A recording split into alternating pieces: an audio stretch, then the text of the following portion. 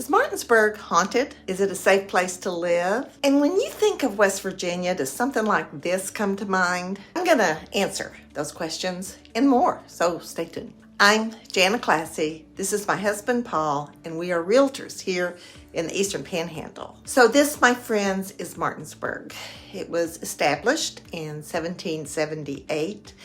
And like most of the cities of the Eastern Panhandle, it's full of Civil War history. In the downtown area, there's old graveyards, historic buildings. Many are over 100 years old.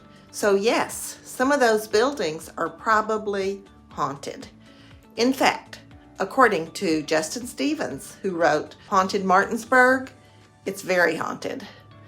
The Apollo Theater is haunted by George, who worked there as a grip and started showing up in the 1970s. The Apollo opened in the early 1900s in downtown Martinsburg and is still going strong with popular live theater scheduled regularly. Boydville Manor is another interesting historic site. A gun-toting soldier has been reported roaming the grounds there. And the Confederate spy, Belle Boyd, continues to visit her former childhood home, also located in downtown Martinsburg.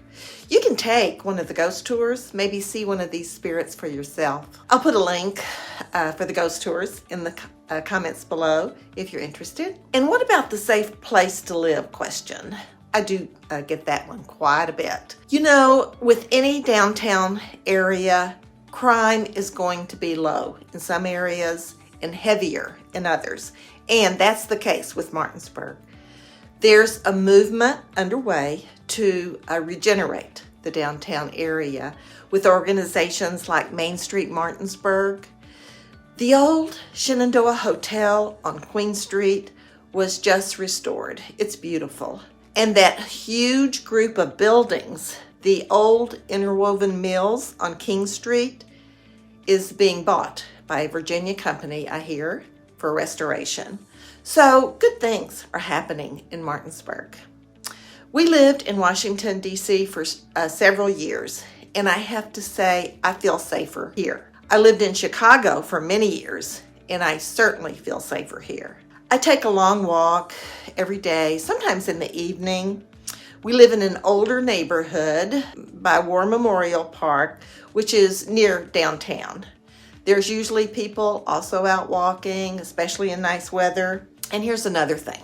When I'm on my walk, the people I run into always say howdy or have a nice evening, something like that.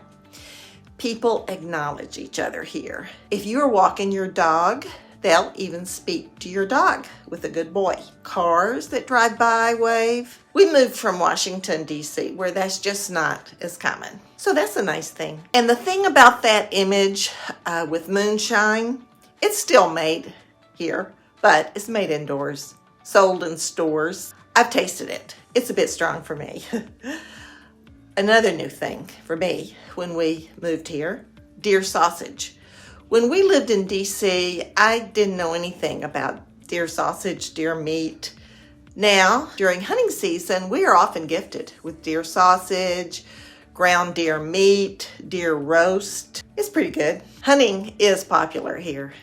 Just a few miles from Martinsburg, there's rural areas available for hunting.